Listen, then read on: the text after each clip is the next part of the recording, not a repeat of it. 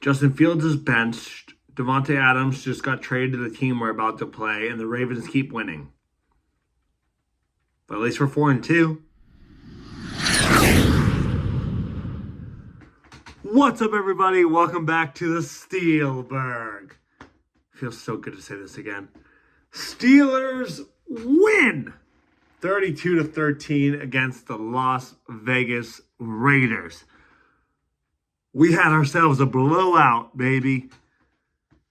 Massive, massive win against a team that we definitely should have beat. And feels nice to win one of those games, doesn't it? It feels like every time the Steelers play an opponent who they should be on paper, we always end up playing down to them.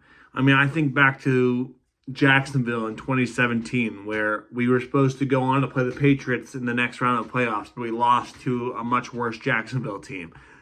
I think back to 2020, our undefeated season, where we went 11-0 until we lost in embarrassing fashion to the Washington Commanders. At the time, I think they were still a Washington football team. We lost to a team with no name. And I think back to earlier this year, where we played a Colts team that we probably should have beaten, and we ended up losing. But this one we came through. This one, the Steelers were able to get the win.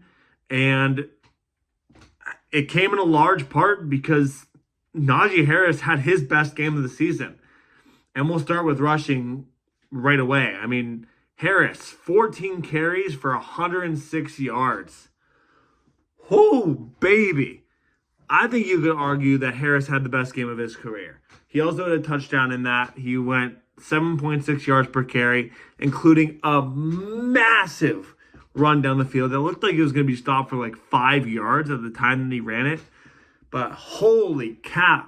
And that man went elevated like Superman, hitting that pylon, getting that ball across the line. And, I mean, what a game rushing. Justin Fields, 11 for 59 with 2 touchdowns on the ground, including the one that sealed it at the end of the game there. Although, we won 32-13. There could be a lot of things that could have said to have sealed the game. I kind of think of it as Dante Jackson's interception, Wayne O'Connell threw backed up in his end zone. There's a lot of different moments. You could also say the punch out at the 1 yard line by my boy, TJ Watt. But, I mean, it was just a dominant game. It was a little scary at first, and I'll get to that later in the video. But at the end of the day, Steelers put on a dominant performance against a team that beat the Ravens and beat the Browns. So this team had the potential to beat good teams. I mean, hell, the Ravens are the same record as we are right now. And we smoked them. Absolutely smoked them. Continuing with the offense, Fields didn't have a great game through the air, 14 for 24 for 145. But he didn't have to. I mean, he did what he needed to do on the ground, picked up multiple first down conversions with 10-plus yard rushes, which I found really, really crucial in this game, and the 2 rushes for the score. Receiving, because Fields didn't have the best game through the air, the receptions were pretty low. Pickens led the team in receptions with 3 for 53 yards. Kind of propped up by that one deep throw at the end of the game where he went down and got it. Also 3 receptions, Jalen Warren, but only for 11 yards. And after that, I mean, Calvin Austin, Najee Harris, and Pat Freiermuth all had 2 receptions. No one really made a big deal in terms of the passing game. But again, when you rush for over 100 yards with your running back and your quarterback rushes for 2 touchdowns by himself, you don't really have to go crazy through the air because the running game is working that well. And then another huge point of this game was our defense. I mean, we held the Raiders to 13 points, and although we didn't put the quarterback on the ground much, that wasn't what told the story.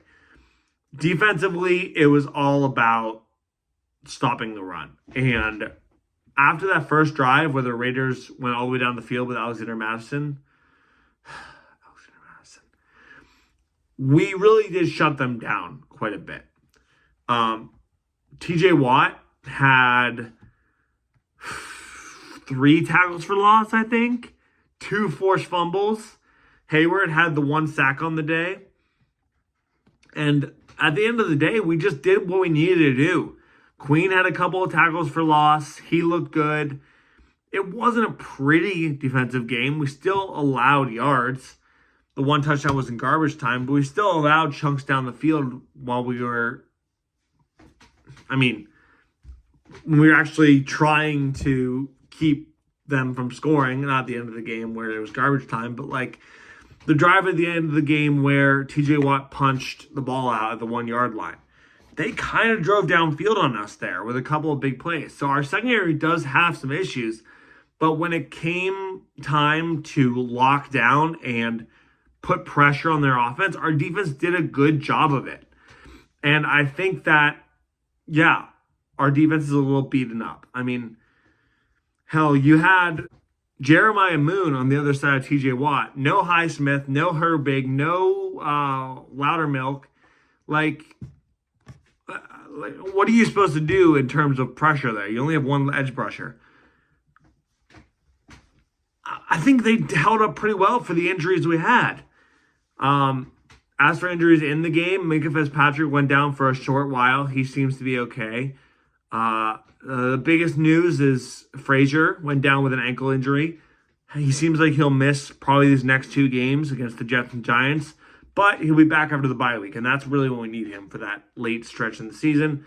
Highsmith's going to be back this week, so that's huge. Now, just to touch on the Raiders' offense, like I said, our defense stopped them pretty good. Aiden O'Connell, 27 for 40 yards, 227 yards, and did I say 27 for 40 yards?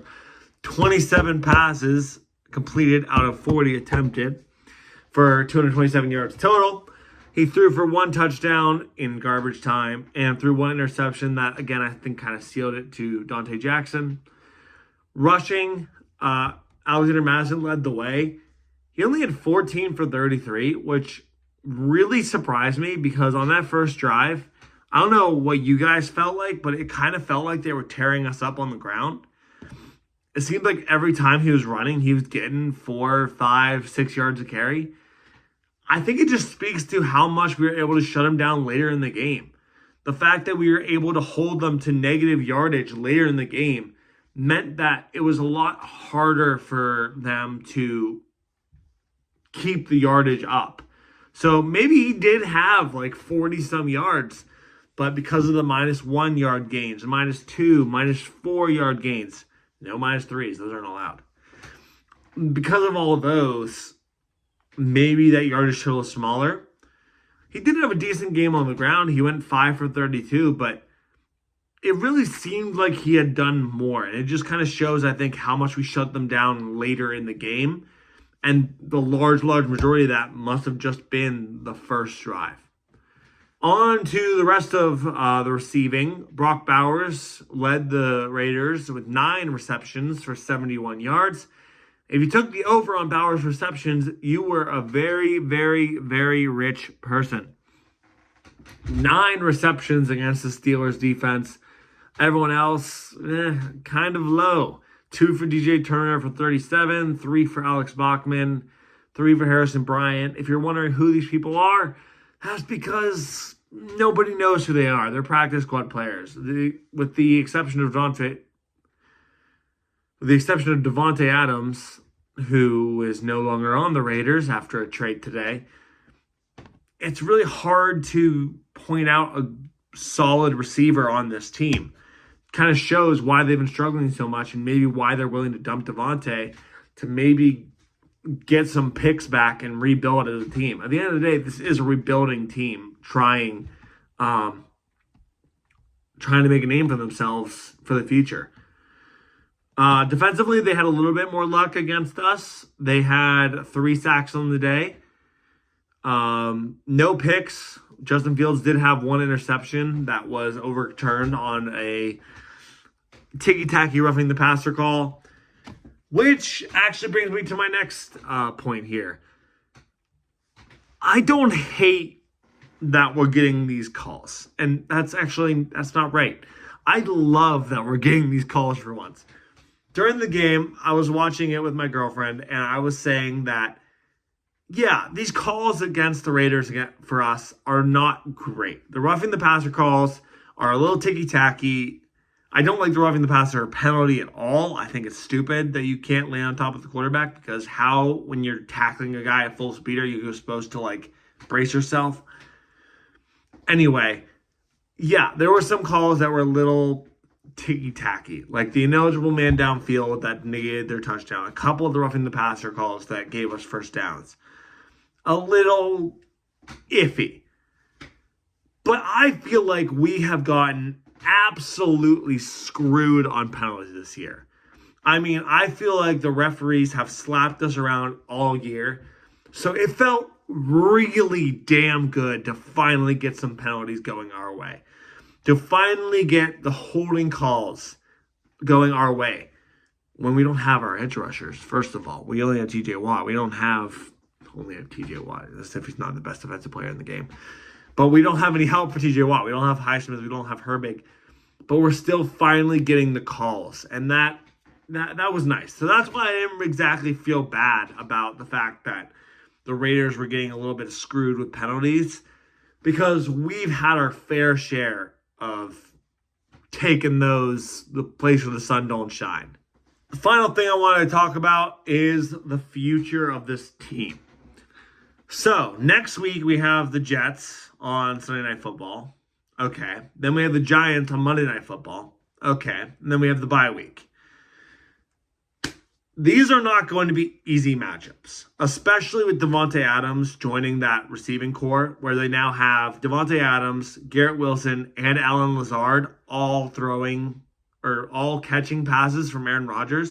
Plus, not to mention, they have Breece Hall, who is great in the backfield, but also can catch passes as well. So that's 4 big threats that we're going to have to go up against. Plus, I'm not sure if Tyler Conklin's going to be back. I know he was dealing with an injury. I only really know that from fantasy. I haven't exactly been following the Jets roster all that closely. But if he is back, that's another solid receiving option against a secondary that's kind of gotten torched. Joey Porter Jr. has not looked great these past couple of weeks. Minka Fitzpatrick, his ball hawking skills have not been used. Players are not afraid to throw into his area anymore. So this secondary is really going to need to step up against a really good Jets team. And this isn't a season preview. This is just analysis of the Raiders game. But just from what I saw, how we were allowing, we were allowing guys like Alex Bachman to catch 3 for 31 yards. That's 10 yards a pass. Harrison Bryant, 3 for 24. Christian Wilkerson, 2 for 18. Like, we're allowing no-name practice squad receivers to catch passes over 10 yards, if not close to it. If we're doing that, Garrett Wilson, Davante Adams, Allen Lazard is going to have a field day against us. And I am very scared about that. Giants, who knows what you're going to get from them. It's different every week. That's going to be a toss-up. I think the Jets game really decides how we're going to play in that one. If we lose this week, I think we'll win against the Giants. If we win this week, it's going to be a coin flip. But this isn't a preview. As I said, this is an analysis of the Raiders game. And I'm a hell of a lot happier this week than I was last week. Minus the fact that we lose Frazier for a couple weeks and Justin Fields might be getting benched. But I'm not going to go over that in this video. As we get more information on the starting situation, if Wilson really is going to start this week, I'll post another video later in the week. But I've already posted a video and then this one today, so I'm not going to overload you guys with videos today. But as we get closer, and if we see if these are not just rumors, if he actually is going to start, we'll go over that next week. Maybe Thursday or something like that. I'll put another video out as we get closer. But that's going to be all for this one. I love doing these videos after wins. It is so much more uplifting to not be just yelling into the camera. I can actually be happy that we're 4-2 now, top of the division, and highest in point differential in the AFC. Excuse me, the Steelers? I don't know. I love posting videos after wins, and I hope you like watching them. If you haven't already, please subscribe. It would really help me out. There's some like 88% of the people who watch these videos aren't subscribed. It doesn't take any time. Just click that little red button, and it'll help me out a ton. I'm trying to get to 100 subscribers before end of the year, maybe. That'd be pretty cool. Everyone counts. So if you liked it, leave a like and a comment. If you really liked it, hit that little red button. That's all I got for you today. Have a good morning, evening, afternoon, and night. Goodbye again from the Steelburgh.